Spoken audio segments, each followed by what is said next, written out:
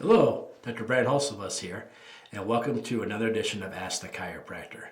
Ask the Chiropractor is my little podcast that I do when someone has a question about chiropractic or chiropractic care. I try to answer. I'm a chiropractor here in Rockford, Illinois. I'm a proud graduate of Palmer College of Chiropractic, and I'm happy to be the team chiropractor of the Rockford Ice Hogs. Let's dive into it.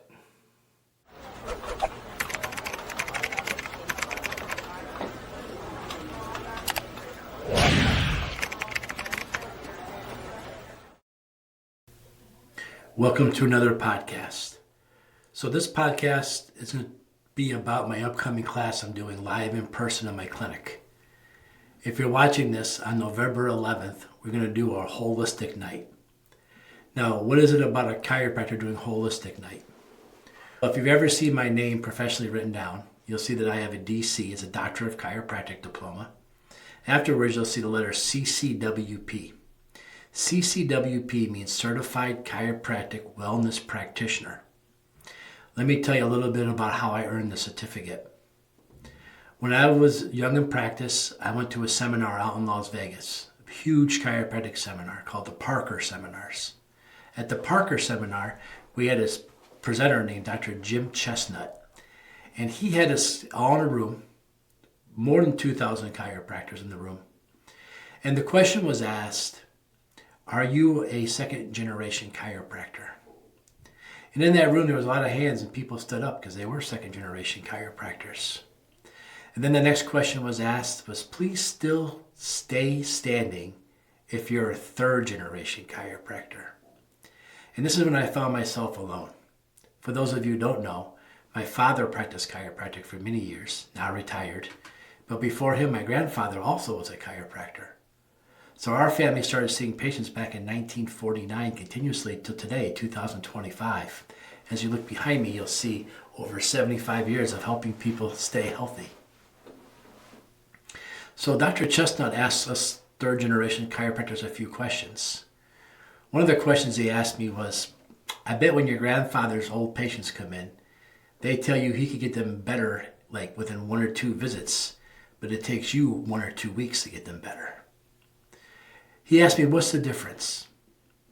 Did your grandfather have more education than you? In Grandpa's time, chiropractic school was only 2 years long, actually 18 months. Grandpa didn't have to learn about DNA or MRIs because nobody knew what those things were back then. So back then when you went to chiropractic school, you could go right from high school right to chiropractic school, and 18 months later you can graduate Palmer. It was 2 years for every other school, but Palmer had longer days. So when Grandpa started chiropractic school, 18 months later, he graduated with his doctorate of chiropractic back then. So no, Grandpa didn't have more education than me because I have my bachelor's of science and my doctorate of chiropractic. I went to school for 3 years basically first, and I transferred into chiropractic school. And I did 10 trimesters in of chiropractic college, 30 hours a trimester. So I graduated with a doctorate and a bachelor's of science, all from Palmer College. So I had more education than Grandpa had. Then I was asked, maybe your grandfather had a better relationship with the medical doctors than you do. And that was comical because, you see, in Grandpa's day, it was illegal to be a chiropractor in Illinois. He practiced all the way until 1963 when he was finally able to get his license. The medical doctors at that time were trying to destroy chiropractic. There was a lawsuit called the AMA versus Chester Wilk, W-I-L-K. Where Chester Wilk Chiropractor discovered that they were trying to destroy chiropractors. And there was a United States Supreme Court case where they were trying to ruin chiropractic. And so I don't think Grandpa had a better working relationship with medical doctors than I do. Because you see, today I work with the Ice Hogs, where we work hand in hand with the medical doctors right in the same room with the same players. And not only that, but I refer patients back and forth to medical doctors a lot, and they refer to me a lot now. Because sometimes you come in here and you have an infection and you need an antibiotic. And a medical doctor can give you that. You might come in here and you have a torn rotator cuff, literally torn ligaments in your shoulder. And I have to refer you out to an orthopedic doctor because adjustments won't fix torn ligaments. When I tore my bicep out of my elbow, I didn't go to a chiropractor, I went to a medical doctor because he was able to do surgeries and fix my elbow so I can still see you as a patient today. And I also have several orthopedic doctors who are patients of mine. Something that never would have happened to my grandfather, never in a million years. So we have a much better working relationship with the medical field than my grandfather ever had. And maybe, lastly, maybe he said, maybe your grandpa had better diagnostic equipment than you. I've already said that. Grandpa didn't even know what an MRI was. It didn't exist yet. So today we have so much better diagnostic equipments. Dad tells me stories of walking up down the hallways with x-rays hanging to dry when Grandpa took them because they had to wet process them. So you would take the x-ray and it would be wet for days before you could put it on a view box. So he'd go out there with a flashlight and try to look at the x-rays in the hallway to get the patient the care they needed then and not wait for the x-rays. When I first graduated, we didn't even have digital x-rays yet. Dad had the one you had to put in the machine and it would spit them out. And those were prompt. It took less than 5 minutes. But today we have digital x-rays. We get the image right away. And we can see so much more of the digital x-rays. The clarity and the contrast is so much better than it ever has been. No, I have better diagnostic equipment. So Dr. Chestnut says, so why did your grandpa get better results than you did? If you have more education, better diagnostic equipment, and better working relationships with the medical field. He goes, let me give you a secret. It's not you, it's them. Your patients today are more sick than they've ever been. They're more toxic than they've ever been. They exercise and they move less. Their brain chemistry is more altered than ever before. And that's why it takes longer for people to get well. And I knew chiropractic was very important to find and correct vertebral subluxations. When you have one or two bones misaligned, that creates pressure, hits the nerve, and affects the nerve where they go. And a chiropractor's true job is to find these subluxations and adjust them with using their hands or table, whatever they need to use to adjust them. I use my hands. We make that correction, allow the nervous system then to go back to homeostasis or where it's supposed to be. Now we get rid of the interference, get rid of the hyperstress or the hypoparasympathetics that can occur when you have a subluxation. So I knew that was important, but Dr. Chestnut was teaching us some of the reasons why people get subluxated and some of the things that prevent them from healing as fast as they could. And so I thought if I'm going to be a great chiropractor and help people recover and get well, I need to know all the different things that cause people to get misaligned, cause people to linger, cause people not to get better as fast as they can, so I can give them good answers to why they're not getting well. Give them good clues and things they could change and improve in their lives to make them better. But this list gets more and more daunting the more and more research that comes out. So in my office, we get together quarterly and we do a holistic night where we go over all this stuff. If you're only going to take one or two supplements, what are you going to take? Which ones are the most important? Talk to me about how much exercise I'm really supposed to get every day. Talk to me how much I'm supposed to move. Tell me about some of these things that my doctor has been telling me to do that you're actually finding through research might not be as well for me as they were intended to be. And along the way, I've studied all kinds of things. I continue to study with Dr. Chestnut, but I also found Dr. Dan Murphy, who I like to study with a lot. I just got back from a Dan Murphy conference, so whenever I see Dr. Murphy, I'm just spewing with cool information and knowledge. So we want you to come and check out this class. Find out how much vitamin D3 am I supposed to take, and why do I always stress D3? And what kind of form does D3 need to be in? Can it be a pill, or can it be a gel cap, or can it be a liquid? Do I even need to take it if I'm outside all day? These are the kind of questions we try to dive into. We try to find the reasons why your health isn't getting the goals you want to achieve through holistic natural stuff, not through pills and medicine. I feel like medicine is really important to have. I feel like if I was to have a heart attack or if I was to tear my bicep out again, I'm really glad there's hospitals and drugs and surgeries. They save lots of lives and do a lot of good for our society, and people today stay alive longer, better because we have them. The problem I run into is that we've become reliant on them to be the all be all of everything.